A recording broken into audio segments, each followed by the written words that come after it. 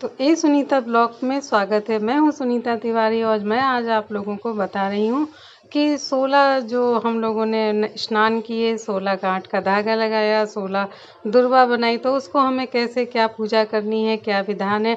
और आप पूरा ब्लॉग देखेंगे तभी आपकी समझ में आएगा कि पूजा कैसे करनी है, क्या नियम है। और ये 14 तारीख को अष्टमी को मनाया जाएगा, यानी कि रविवार 14 सितंबर का पड़ रहा है। तो आप लोगों को पूजा की तैयारी में क्या क्या करना है वो तो मैं बता चुकी हूँ, क्या बनाना है, कैसे करना है, उसकी मैं जानकारी आप लोगों को दे रही हूँ। तो ये सुनीता ब्लॉग को आप लोग कर लिए सब्सक्राइब और पूरा ब्लॉग देखेंगे तभी आपकी समझ में आएगा कि महालक्ष्मी की पूजा कैसे करनी है, क्या करनी है और किस तरह से हमें क्या बनाना है।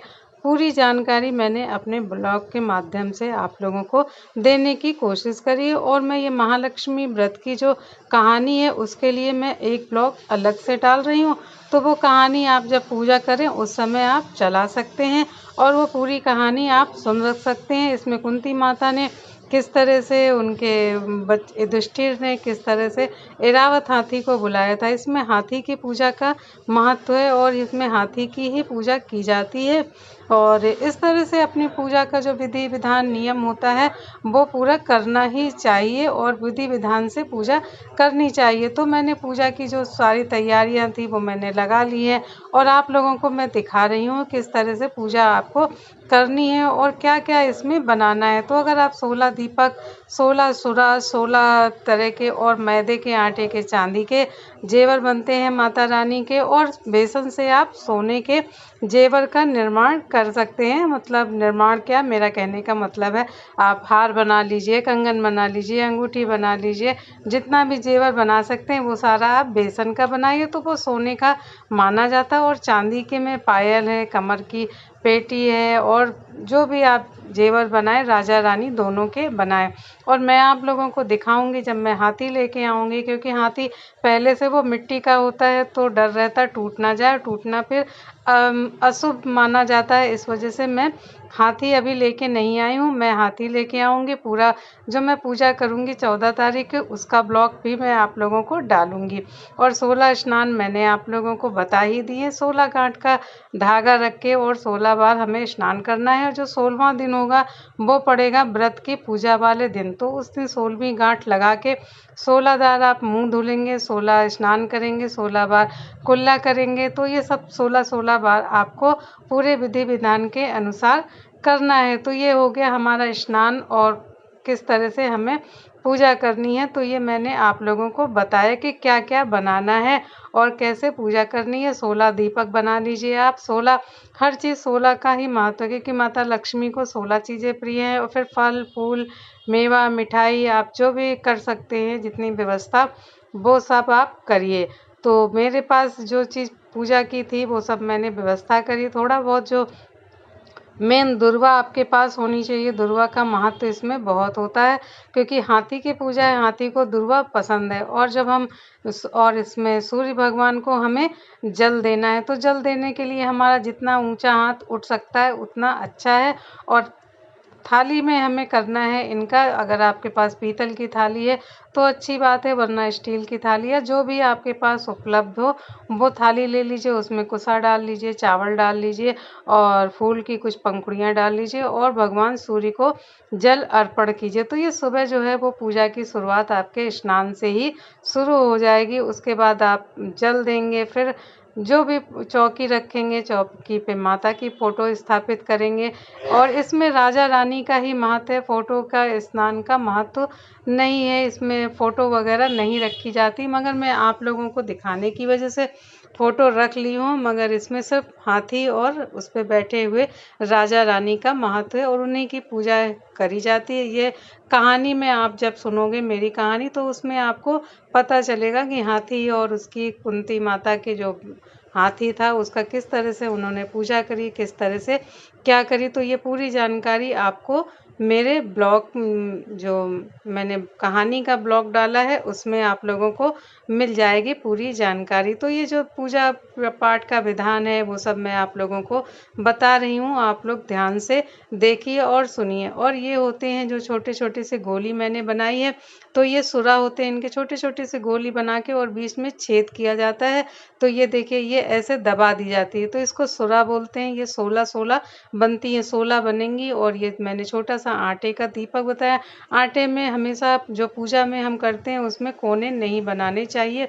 तो ये मैंने 16 और ये मैंने थाली जो आपको बताई थी, मैंने थाली ली, चावल लिए, फूल लिए, अक्षत लिए और दुर्वा। दुर्वा तो ज़रूर लेनी है और छप-छप करके आपको इसमें जल चढ़ाना है। तो छप-छप कैसे करनी है ये भी मैं आप लोगों को दिखा रही हूँ, किस तरह से ऐसे-ऐसे छप-छप करोगे और जितनी आपकी ऊँचाई है उतना आप जल सूर्य भगवान को अर्पण करेंगे। तो ये आपकी जो पूजा पाठ का विधान है वो मैंने आप लोगों को सरल और सीधा तरीका बताया। इतना तो आप लोगों को कर लेना है। और थाली अगर पीतल की है, कांसे की है, नहीं है तो कोई बात नहीं, आप स्टील की भी थाली का इस्तेमाल कर सकते हैं। तो ये है माता लक्ष्मी की फ़ोटो है और इसमें मैंने थोड़ा बहुत जो पूजा की सामग्री थी वो सब मैंने रख ली है। और मेरे पास ये छोटा-सा एक चांदी का हाथी था, वो मैंने रख लिया है, मगर इसमें मिट्टी के हाथी का महत्व माना जाता है। और जो ऐरावत हाथी होता है उस पे राजा रानी को बिठाल के उसकी पूजा करी जाती है। तो जिनको पता है, जिनके यहाँ हाथी आता है उनको सबको पता होगा कि इसमें हाथी का ही पूजा का महत्व है। और जिनको नहीं पता, ये देखिए मेरा चांदी का हाथी है, तो इससे ही मैं आप लोगों को पूजा करके और मैंने दुर्वा तो चढ़ा दी है। और इन पे जो धागा था वो मैंने जो आठ गांठ का बांध के बनाया था वो भी मैं उन हाथी के पास रख दूंगी। उसके बाद इसका गंडा मैं पूजा के समय बनाऊंगी, क्योंकि अगर अभी बांध दूंगी तो मेरा मतलब जूठा हो जाएगा। इस वजह से मैं अभी इसको रख रही हूँ, क्योंकि आप लोगों को मैं पूजा दिखा रही हूँ कि पूजा आपको किस तरह से करनी है। पूजा तो मैं 14 तारीख को जब करूँगी तो वो पूरी पूजा आप लोग देखोगे। मैंने दीपक प्रज्वलित कर दिया और ये सब मैंने सुबह अपनी जब मैं पूजा कर रही थी उस समय ही मैंने जो थोड़ा बहुत था वो मैंने ब्लॉग बनाया था। तो ये सारी जो आप लोगों को चीज़ें इकट्ठा करनी है, सुरा कैसे बनाना मैंने आपको बताया।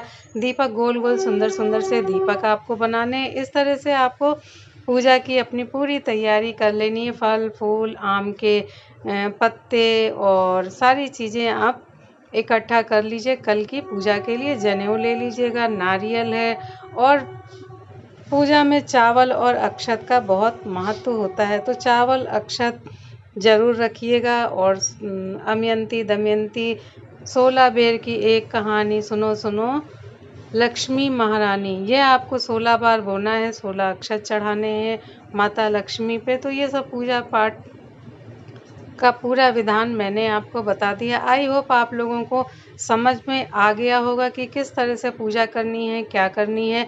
और कहानी मैंने दूसरे उसमें डाली है, क्योंकि ब्लॉग बड़ा हो जाता है तो फिर आप लोग सुनोगे नहीं और ब्लॉग को बढ़ा के देखोगे तो फिर वो जानकारी, अधूरी जानकारी बेकार रहती है। इस वजह से मैं आप लोगों को जो बता रही हूँ पूजा पाठ का विधान, उस तरह से आप करिए, अपनी पूजा को संपन्न करिए। और सारा सामान, सारी पूजा, कोई भी अनाज की ढेरी बना के उसके ऊपर हाथी को स्थापित करना, चाहे वो चावल रख लीजिए, गेहूँ लिख लीजिए, जौ रख लीजिए, जो चीज़ आपके पास उपलब्ध हो उसकी ढेरी बनाइए, उस पे हाथी स्थापित करके और फिर पूरी जो मैं कहानी का ब्लॉग डालूँगी वो पूरा ब्लॉग आप कहानी उसमें चला दीजिएगा, सुन लीजिएगा। और ये मैंने पूजा की आप लोगों को सारी जानकारी बता दी। और जो भी आप सामान चढ़ाएँगे, सुहाग का सामान चढ़ाएँगे, आप जो फल, फूल, मेवा, मिठाई जो भी चढ़ाएँगे तो उसमें से एक भाग आप जो ब्राह्मण या किसी को भी आप अगर आप बुलाते हैं कहानी के लिए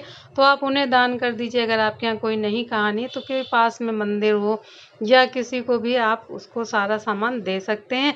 दक्षिणा जो आपकी श्रद्धा हो, आप जितनी भी दक्षिणा देना चाहते हैं वो आपके ऊपर है, क्योंकि दक्षिणा और ये सब दान का किसी से कुछ नहीं कहा जा सकता। वो सब अपनी सामर्थ्य के अनुसार करना चाहिए। किसी के कहने से या बहुत ज़्यादा दान पुण्य करना बताने से भी कोई फ़ायदा नहीं। हमेशा अपने इच्छा और अपनी सामर्थ्य के अनुसार करें। तो आई होप आप लोग को